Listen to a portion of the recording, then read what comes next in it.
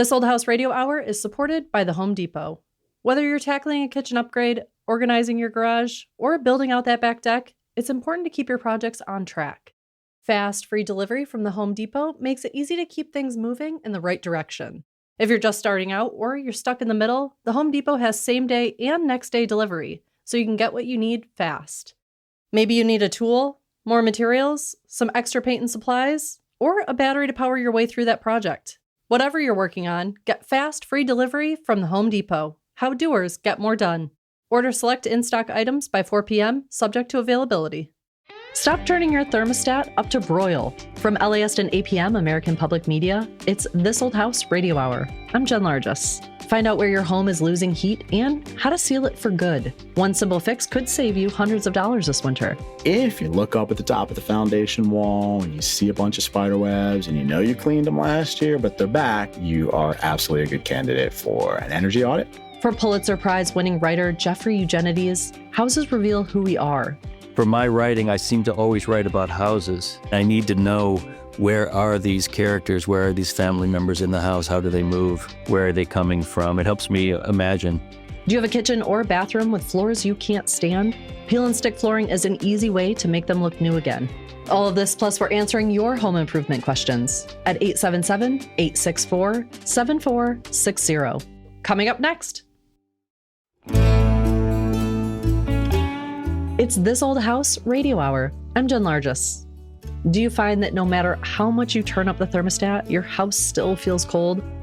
A home energy audit will show you where you're losing heat, wasting energy, and spending more than you need to. Building scientist Eric Gaines shares what to look for and tips that could save you hundreds of dollars this winter. So on average, how much money can people save if they perform a home energy audit? Well, Jen, that's a tough question. Every house is just so different. But one thing that I can absolutely tell you for sure, and that is that no matter what house I go into, I can always find what I like to call opportunities. Ooh. And opportunities are just things that are hiding in plain sight a lot of times that can be, fixed, that are going to help with that energy bill and comfort. Absolutely. So what exactly is a home energy audit? It's really kind of like three parts. You have an investigation. So, you're going to do your looking around as an inspector, and then there's the assessment part that comes from that. There's part testing. So there's some diagnostics. There's things that really kind of tell a story without having to guess. Mm-hmm. And then there's a third part, and I think this is a part that's really important, which is the education.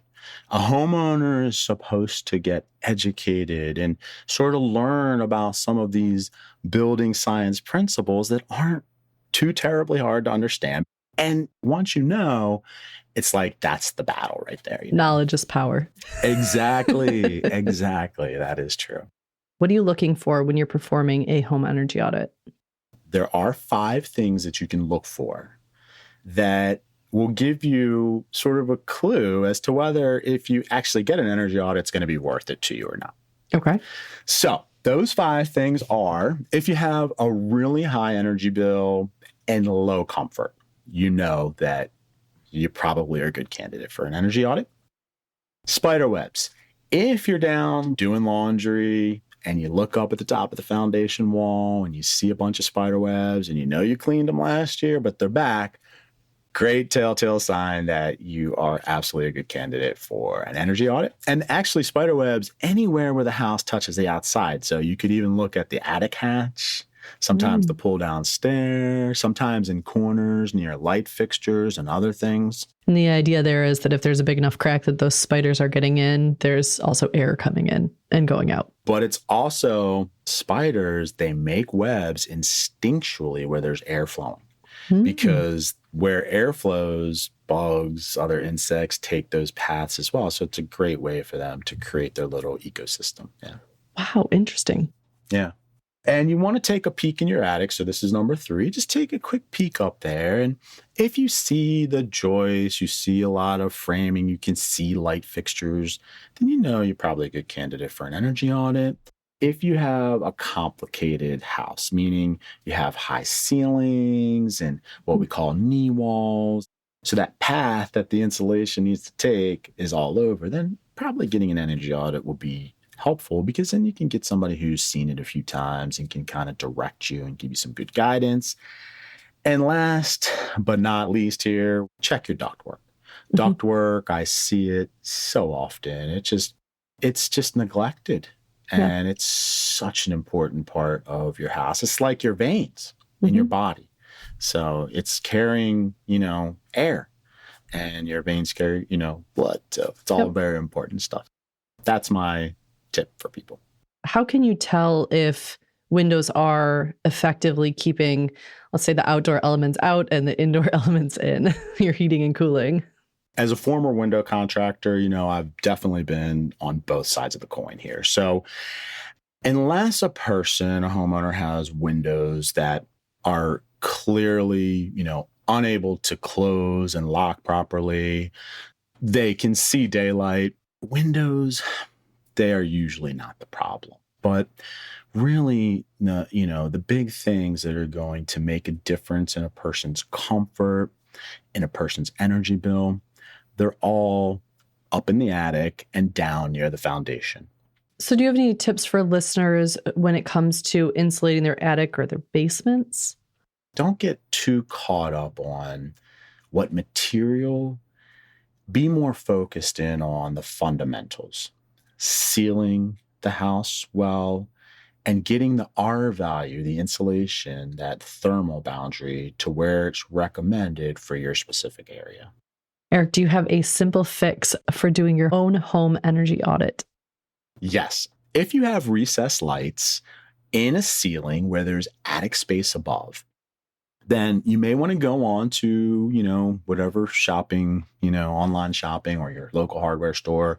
And they have these little LED kits that you can take the light bulb out of the recessed light, take the fixture out, put the kit in and pop it up into the ceiling and create sort of a flush seal, because recessed lights are hidden gateways for air to pass from the house into the attic, and especially older ones. So that's a great tip.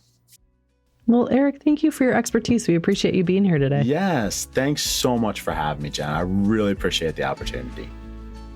That was Eric Gaines. You can see his videos on YouTube as The Home Comfort Guy. For more tips on home energy savings, go to thisoldhouse.com. Right now, we're answering your home improvement and DIY questions. Call us at 877-864-7460. That's 877-864-7460. Hello, you're on This Old House Radio Hour. Hey, hello. This is Dennis Williams calling from Decatur, Georgia. And I wanted to let you all know that I grew out my Tom Silva mustache for the call. I can hear it. Very impressive. Dennis, what's your question today? Yeah, so my sisters and I inherited an antebellum home, and there's vinyl siding on it right now. The vinyl siding covers asbestos siding, which covers what I believe is the original clapboarding. So I wanted some guidance on removing either the vinyl and or the asbestos. Absolutely. Well, we've got Zach Detmore, general contractor, here for the show. Zach, you're familiar with asbestos removal, unfortunately. I'm sure. Oh, yeah. I love it. I love a good one. We always do it at night when no one can see us. Yeah. Sure. So is your goal to do this for historic preservation? Is there a problem with the vinyl siding? What's the motivating factor? Thank you. That is leading us to ripping the vinyl off. Yeah, great question. So most of what I want to do is improve the aesthetics of the home and bring it back to some sort of historic integrity. So that might mean, restoring the clapboarding, but definitely the vinyl is an eyesore. Got it. It certainly is. So what's going to happen, my assumption is typical asbestos-based siding is thin and brittle. Beautiful, beautiful product in terms of durability. Also, not the scariest of asbestos-based products, because when you break it, it's not particularly friable. And so, it's not one of these things you have to be running for the hills, but you do have to hire a approved person to remove it. The vinyl siding is nailed to the asbestos or through the asbestos, which means it's probably broken it into pieces. So you'll have a lot of little chunks that are falling off, which means, that it does have, the asbestos has to be completely removed. And it also means you have twice as many nails going through your original clapboards because you have not only the asbestos nails, you have the vinyl nails. And if they put any sort of foam behind the vinyl, you have those nails as well. So there are a good many holes in your siding that you're trying to preserve. So I would just go into this project with eyes wide open, knowing that there's a certain likelihood you have 1 million nail holes to fill and repair, or there's so many holes that you need to remove that siding, put a new house wrap or paper on this house, and re-side from there. So one thing you can kind of crawl into this is just remove a little area that's discrete and kind of suss up, how bad this is going to be, so you can sort of manage it, because you don't know, is this a $10,000 project? Is this a $60,000 project? Is this a $100,000 project? What am I getting into before I get too far?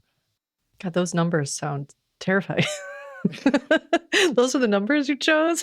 Yeah, those are pretty large values. So is there a particular part of that house or a process to go about sussing out the degree of damage, or whether or not I want to take on the actual project of removing the vinyl, or just leave it? I would pick the side of the house or the area that you think is the worst, because if you pick an area that's, maybe under a front porch that hasn't seen the weather, that hasn't seen the UV light, you're going to get a falsely positive read of how good condition this is. But if you pick a side of the house that was exposed to weather, exposed to sun, that maybe is under a tree, for example, try and pick something that's, really, lower down. You don't want it up high in the house where it's under the overhang, close to the ground. That I would sort of peel that back as much as I could. And if you say, if everything looks like this, I'm willing to take on this project, then you should be, decent. And you should have a reasonable expectation of what you're up against. And you're wearing all that protective gear that you would put on when there's asbestos in the area, right? Oh, absolutely. Yeah, definitely. Yeah. I'll have the mustache to filter out some particles too. I was going to say that's going to be your main source of safety there. Yeah. Certainly, channel your inner Tom Silva. Certainly, I can't advise on the right PPE to wear, because we're not, a certified asbestos contractor, but wear all the protective gear. Yeah, I would just sort of crawl into it, because exteriors in general are big projects. And once you take them on, they're the armor that protects your investment, which is the house itself. So you just want to make sure that when your goal is historic preservation and beauty, that is a motivation that's a really beautiful one to pursue, but it's also a really expensive one to pursue, especially because this isn't something you have to do today. You know what I mean? Because the vinyl is keeping it dry, even though it's kind of ugly. All right, great. Thank you so much. Take care, Dennis. Thanks for the call. All right, good luck with it. Thank you so much. Coming up, we answer more of your home improvement and DIY questions. Call us at 877-864-7460. That's 877-864-7460. It's This Old House Radio Hour.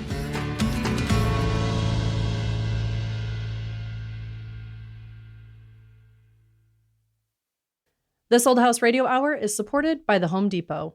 Whether you're tackling a kitchen upgrade, organizing your garage, or building out that back deck, it's important to keep your projects on track.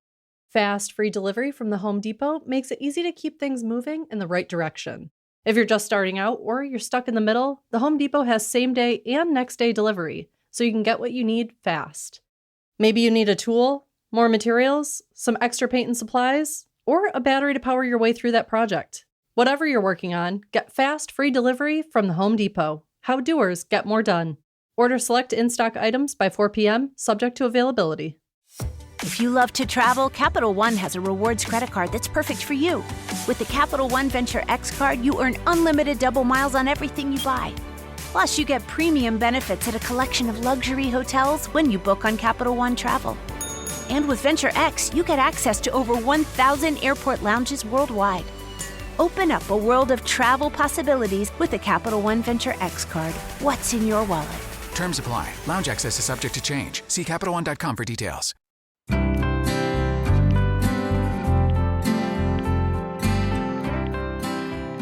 It's This Old House Radio Hour. I'm Jen Largess. Right now, we're answering your home improvement and DIY questions. Call us at 877-864-7460. That's 877-864-7460.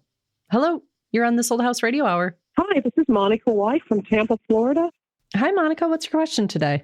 My question is, I have an exterior concrete windowsill, and it seems to be deteriorating from the bottom. It's underneath. It's sort of hollowing out under the bottom. I can even feel the rebar. And I'm just wondering, how would I approach a situation like this to make sure that the windowsill stays intact from the outside? Absolutely. We have Zach Detmore, a general contractor for This Old House, and Mark McCullough, a mason for the show, both here to help out. Hi, Monica. This is Mark. Hi, how are you? Doing great. Zach, you want first bite at this one? No. Oh. All right, hey, Monica. All right. Yeah, so give me some context for the house. Is it a block house with a parging on it? It's a 1970 cement block house, one story.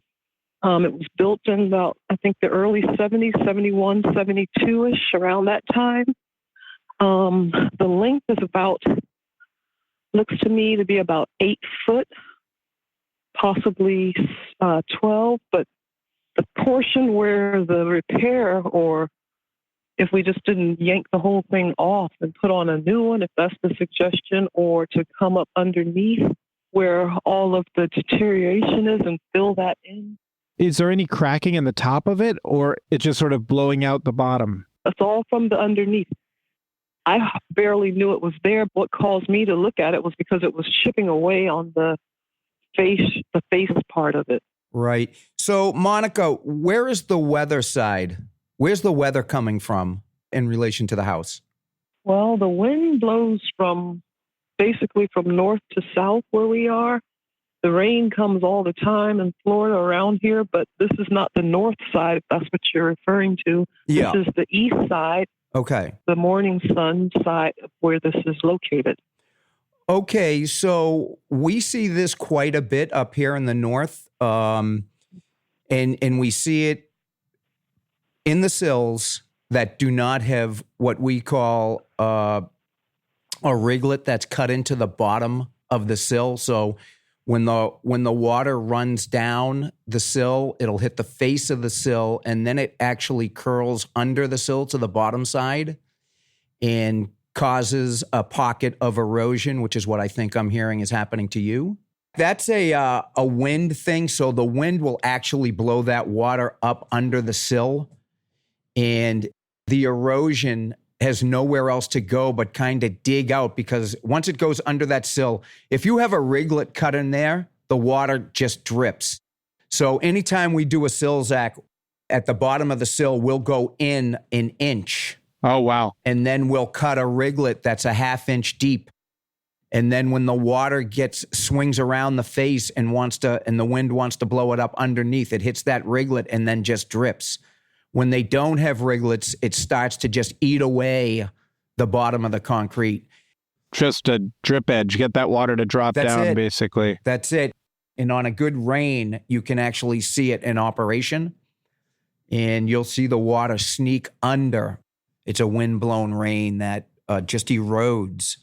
It just eats the bottom of that sill because the wind's pushing it in that direction.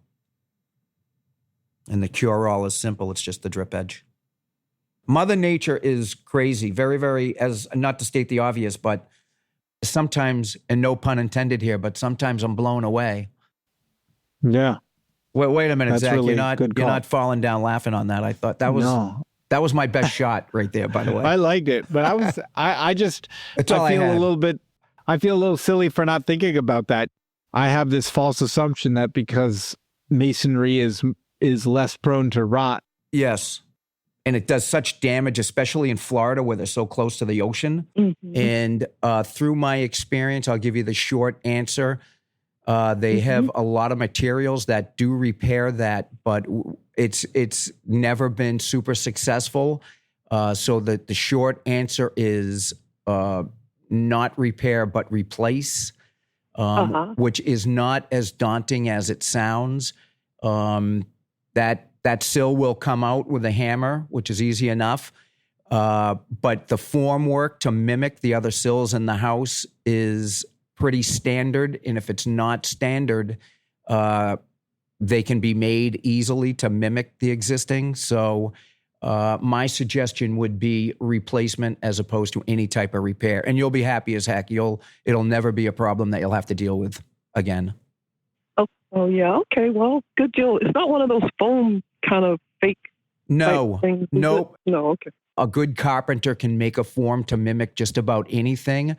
Sometimes they're done in plastic, the forms themselves, but it's not as daunting as you may think to get a replacement. You just have to get the right person. Okay.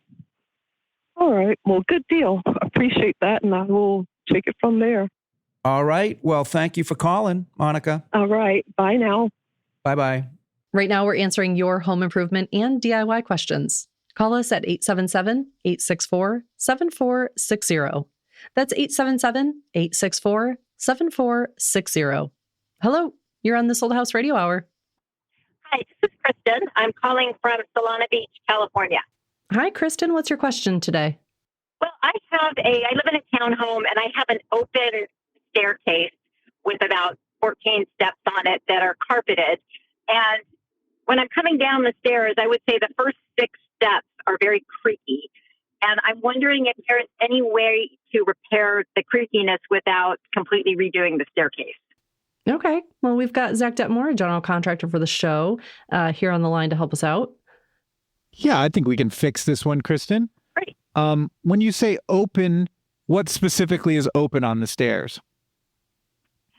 Well, so it's not like a block. The stairs are open, meaning that they're, I don't know how to describe it. You can see between them? But yeah, thank you.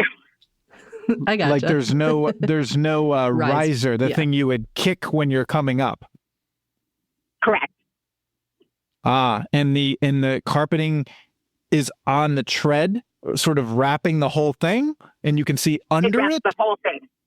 It wraps the whole entire thing. Yeah. You could see under it. Interesting. So there's a seam in the carpet somewhere on this whole tread. Yep, and it's underneath. It's kind of like a Berber carpet, low profile, and I believe that the seam is under. Got it. It's basically one plank of wood, and then you have a mounting point on the left hand and the right hand that's holding it up. Just on the left hand, because there's a wall on the other side going up. Got it. So the creak, which is two things moving against each other, is happening somewhere on those two sides. And so my recommendation would be, if you don't plan on ever removing the carpet, would be to add trim head screws and drive them diagonally through the bottom of the tread or the top down, ideally the bottom up in case you ever were to take the carpeting off, you wouldn't see the little holes, but try and drive from the bottom up to sort of better connect the tread to the stringer, which is the left and right pieces that are holding the stairs together. That's what I would do to try and minimize the movement, is try and squeeze that together, because you really don't have too many other options with this particular style of steps. So you're basically going to drive these long screws in through the carpet. Kristen, on the outside, not the wall side, but the outside, is it just one sort of, it looks like one board that goes up the edge of each tread on a diagonal? Well, it's just connected to like a metal, a handrail, basically. So Okay, so there's not a board that goes up the side that has any little bumps on it that would be sort of plugs where the longer screws would go through to the treads? Underneath? No, there's not. Okay. Sometimes when they do these floating staircases, I know ours has the piece that goes up the side has plugs where the longer screws went through to the tread. And so we had to pop those off and tighten the... Not that I can see. Okay. Interesting. And the other thing is, how would I know if it's wood or metal on the stairs? Am I assuming that they're wood? I was making the assumption that they were wood, but you could put a magnet, get a powerful magnet and put it to the stringers and see if there's any bracketry in there that potentially could be metal. That would be problematic. But the fact that it was squeaking led me to believe that it was wood, because typically a squeak is coming from wood pinching a nail, for example, and sliding up and down on that nail. Okay, do you think just replacing the carpet would actually resolve the problem? I don't think so. No, okay. I think if you remove the carpet, you would expose potentially what the problem is, and then you could fortify that either with glue, if it's some sort of connection that screws are not helpful with. But basically, all you're trying to do is stop the movement between the tread, which is the part you walk on, and the stringers, which is what's holding it in. So whatever that connection is a little bit loose, and it needs to be tightened. But it's so hard to know because every staircase is different, you know? Okay. Okay, well, that's helpful. Are you sure that's helpful? She's not. That seems generous. That was helpful. All right. No, well, it makes sense. It does make sense, though. And it does make sense. So I will try with the magnet just to make sure that it's wood. But I'm going through my head if I should just completely reupholster and then expose it and see what the real problem is. Sure. You can always, if it is all wood, you can always buy some trim head screws, drive one or two of them through and see how it performs. And then you can, if it helps, and you can rinse and repeat. If it doesn't, maybe tear the carpet off and see what's under there. Make a real project out of it. But good luck with it. Yeah. Okay. Thank you so much. I appreciate it. My pleasure. Take care. You too. Bye-bye. Call us now to have your home improvement or DIY question answered. 877-864-7460.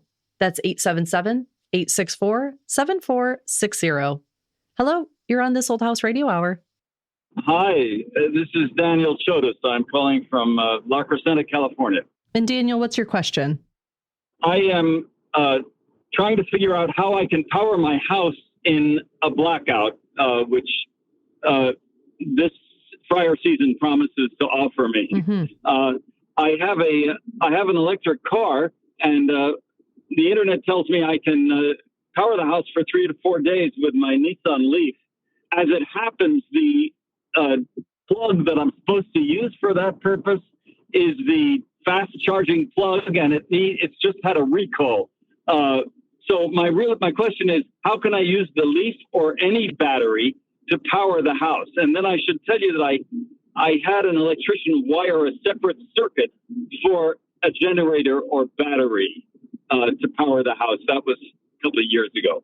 All right, we've got Heath Eastman, an electrician for the show, and Zach Detmore, a general contractor for the show, here to help. Heath, what do you think? So, Daniel, I like the idea of being able to power the house off of a car. But I think, I could be wrong, but I think only certain vehicles are currently able to do that, right? I think they have to have, I think is it, Zach, do you know what it is? Is it V2L or V2G? Like vehicle to load or vehicle to grid? V2H?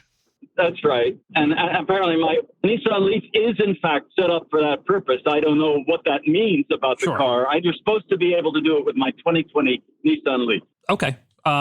So it's a specific charger. So when the charger goes in, ties back into the panel, almost has a transfer switch internally. And that the car, I think the information in the car tells it what to do.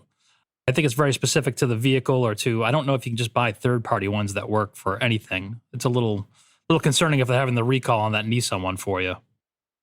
Yeah.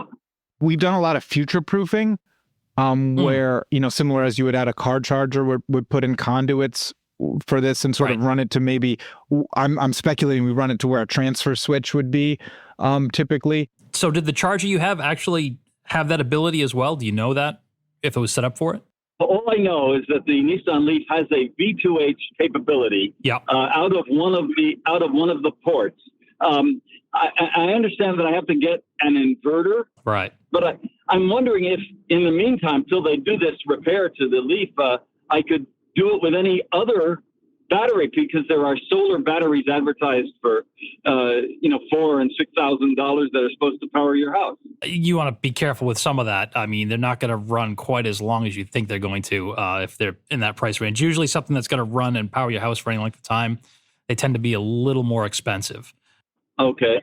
My apprehension right now is I feel like the battery technology for a generator in a house is behind where it is for car technology. Mm-hmm. I've been sort of pushing my clients to say, hey, have you thought about maybe this small portable generator that maybe, keeps your food from melting, maybe keeps the essentials turned on and functioning in your house. But if you plan to be in this house long term, I don't know, we're in a real period of growth in this particular sector. And I just feel like it hasn't sort of plateaued like we're sort of seeing in the EV market, where everyone's beginning to put, pretty competent variants out there. And there's less sort of one company that's really leading the charge.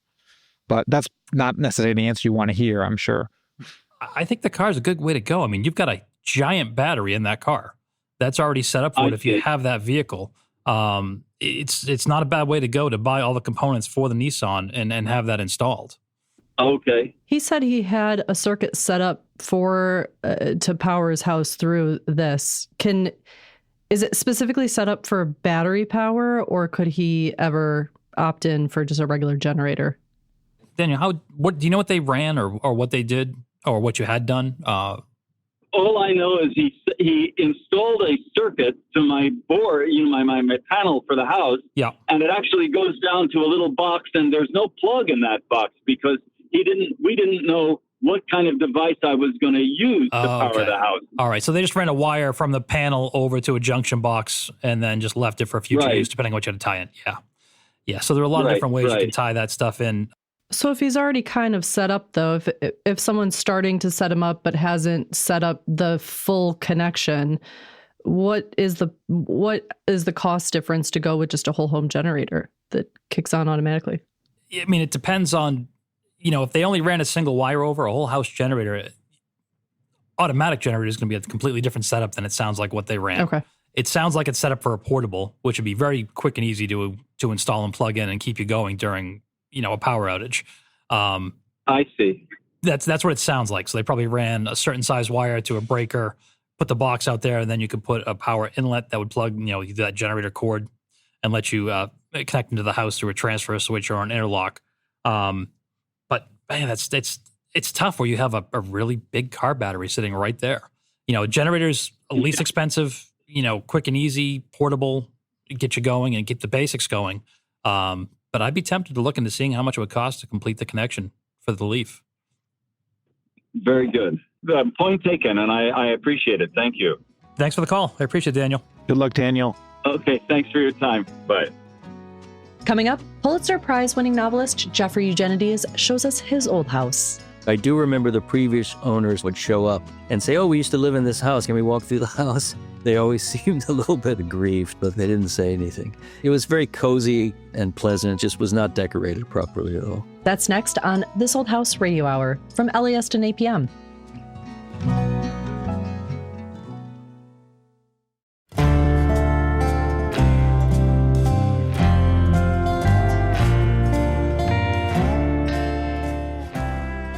It's This Old House Radio Hour. I'm Jen Largis.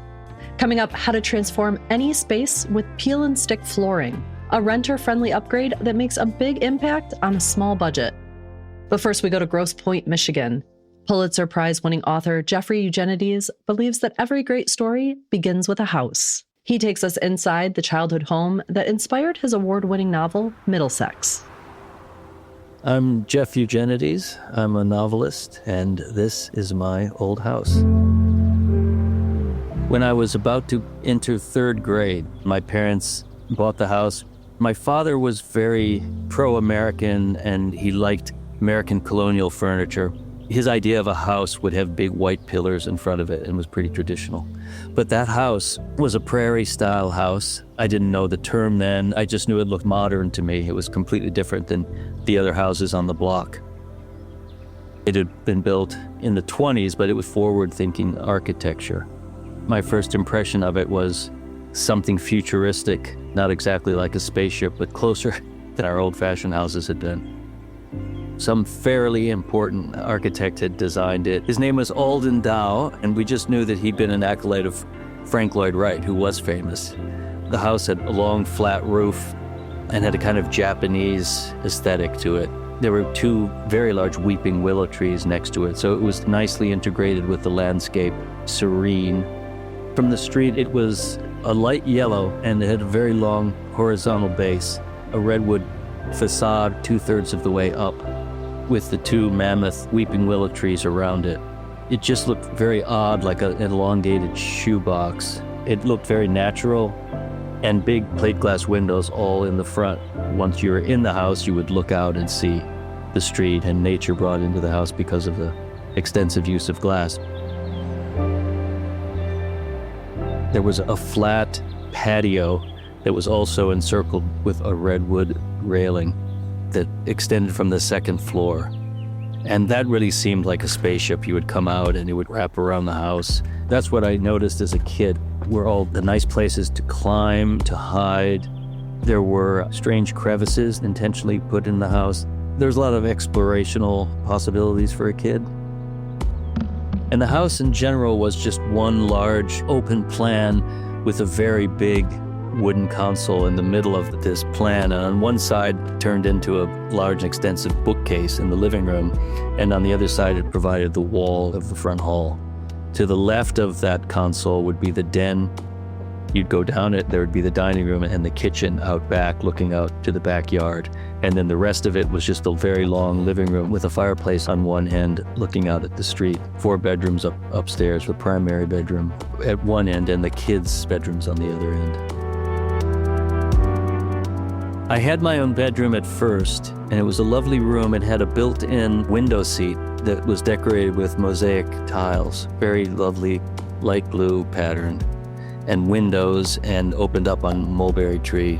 But when my Greek grandmother moved in with us, I lived in the basement so that my grandmother could live with us, and she took over my room. I moved in there at 7th grade, and I never moved back to that room. Most of my life in Middlesex was a subterranean one. I painted everything purple and green. My idea of what mod or hippie would have been, I think. The house called for a kind of spare decoration, mid-century, or maybe even arts and crafts, wood furniture that might have gone with some of the woodworking. But as I said, my father liked American colonial, so we came in. He tiled the front hallway, Neapolitan pink tile, carpeted the rooms, brought in cherry wood from Ethan Allen. You know, Ethan Allen is what the house was filled with, and it didn't at all go with the house. I do remember the previous owners would show up and say, "Oh, we used to live in this house. Can we walk through the house?" And we would let them. They always seemed a little bit aggrieved, but they didn't say anything. It was very cozy and pleasant. It just was not decorated properly at all. For my writing, I seem to always write about houses. And when I try to imagine stories, they're usually about families to some degree. And I need to know, where are these characters? Where are these family members in the house? How do they move? Where would the scenes happen? If somebody comes into a room, where are they coming from? It helps me imagine. And if I don't have that design in my head, it's harder for me to write about something. Houses always factor in. And the Virgin Suicides, it's the Lisbon house, and the boys are watching, trying to figure out what's inside. The narrator of Middlesex is an intersex person. I started writing about my hero moving into this prairie-style house. I tried to use as many things from my life as I could in order to help myself believe the story. I was borrowing a lot of details from my life, and then it just hit me. You lived on Middlesex Boulevard. That's a perfectly good title for the book and makes sense with the theme because Middlesex doesn't only allude to intersexuality, it's a kind of name that American suburbs use to dignify themselves that sound British. It's probably what appealed to my father. It kind of encapsulated all the parts of the book, both condition of the narrator and the suburban striving that's going on with the family. I had the title for all along. It was the street I grew up on. It just took me a while to realize it. I have a theory that if you grow up in a house for most of your formative years, it gives you a psychological stability. Knowing where everything is, knowing where the rooms are, being able to tell where the family members are. The repetition of that day after day creates a template in your mind for what family should be and how life should be. It was in search of permanence and solidity in a domicile that I have been seeking ever since leaving 741 Middlesex when I went to college. Because of growing up in Grosse Pointe, there was something in me that always wanted to get back to that level of living and lifestyle. And it didn't seem very likely that as a writer, I was ever going to be able to do that. But somehow seeing these old, big Midwestern houses, that was my ideal. Like someday it would be great to have a house like that again. But it certainly won't create happiness. It's a complete illusion.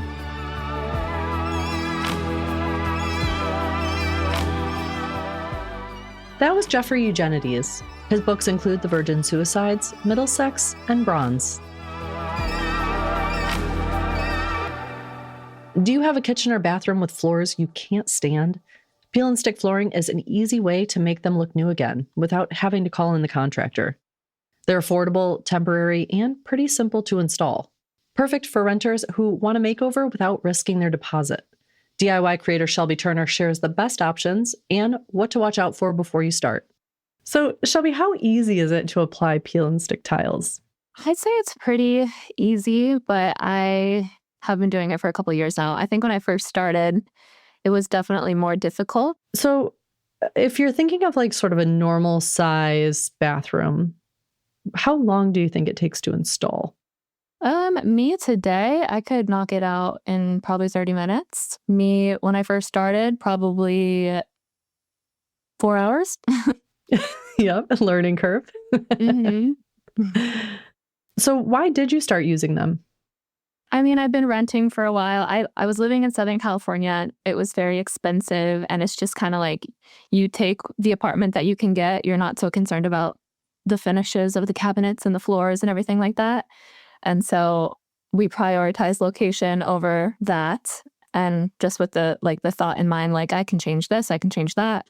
And our landlords have never cared. They're just like, do whatever you want as long as you return it to us how you found it. So I think it's also nice, not just for renters, but for homeowners who are in between renovations or trying to figure out, do I want these black and white checkered floors in here, so they can try them out in a peel and stick method and see if they want to do a permanent install.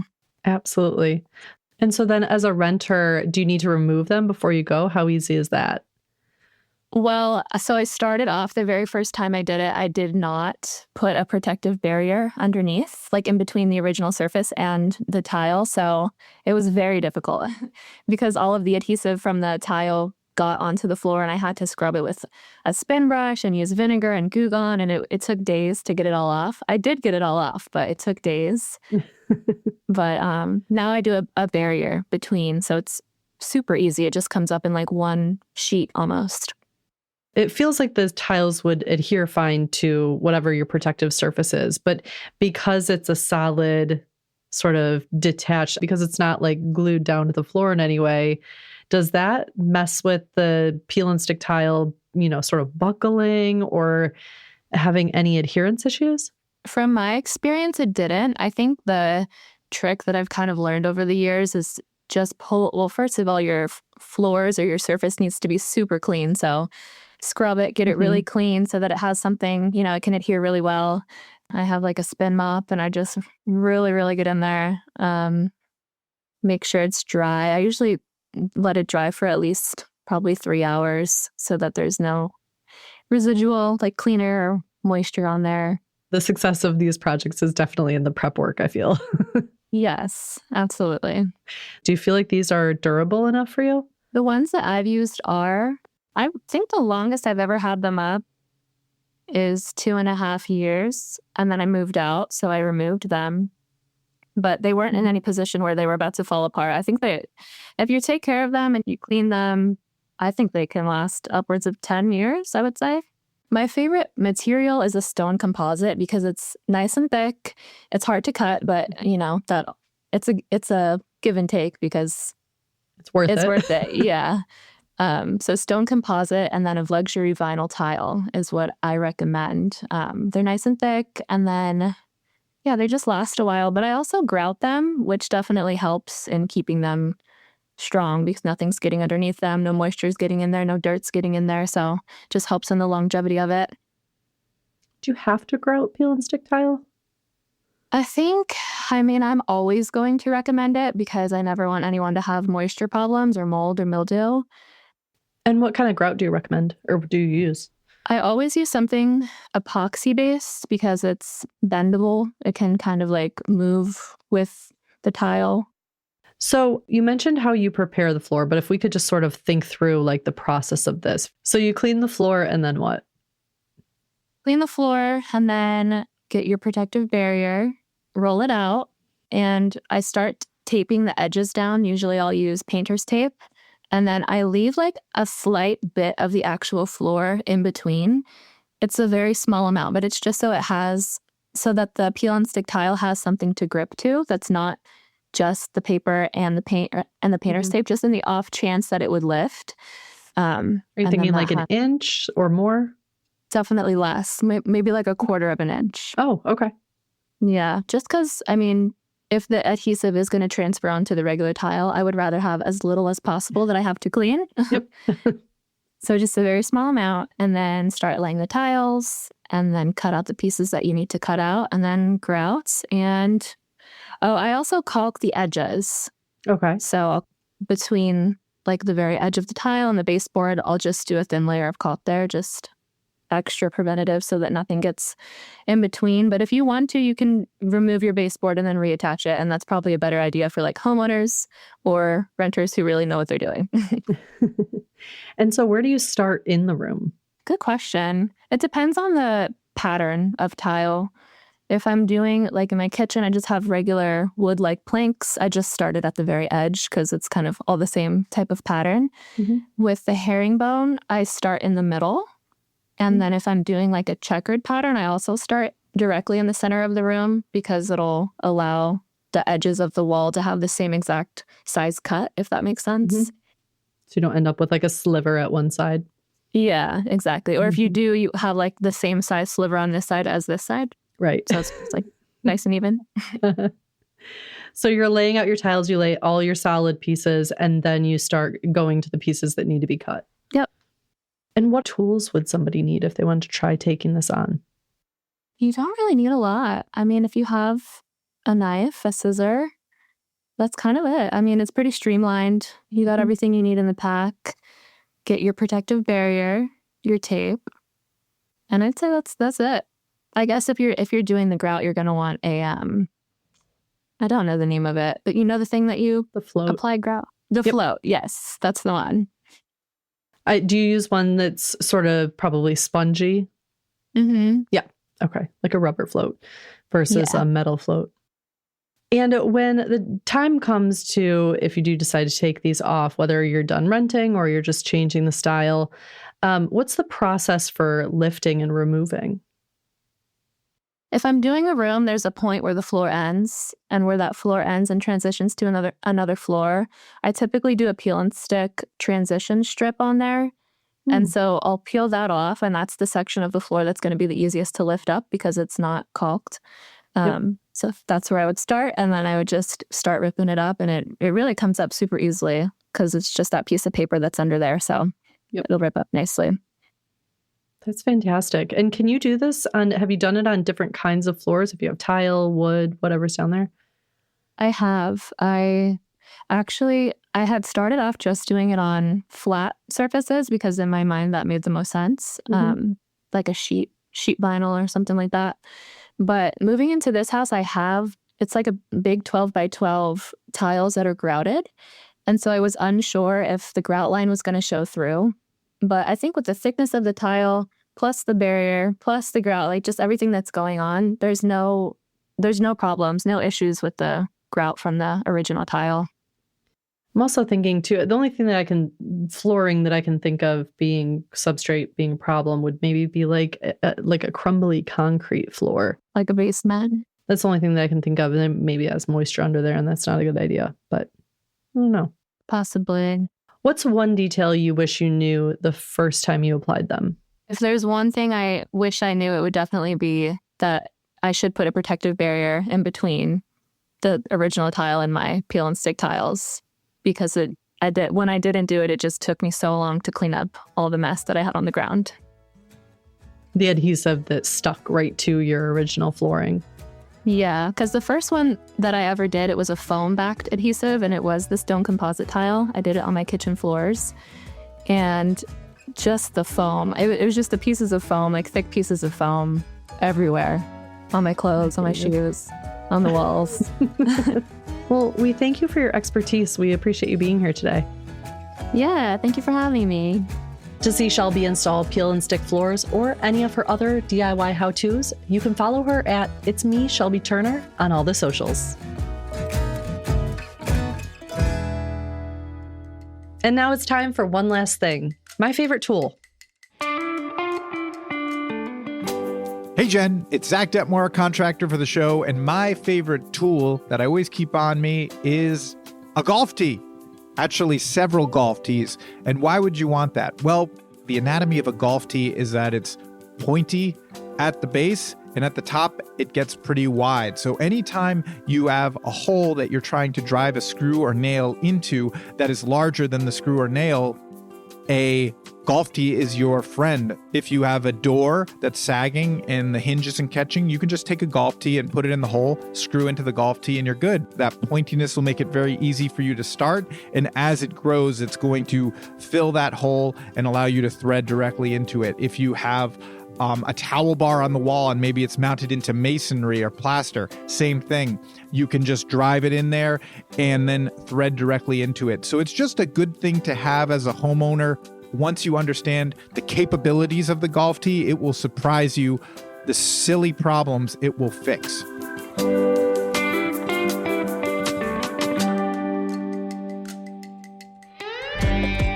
We'll see you next week on This Old House Radio Hour. Our show is distributed by and co-produced by LAist Studios and APM, American Public Media.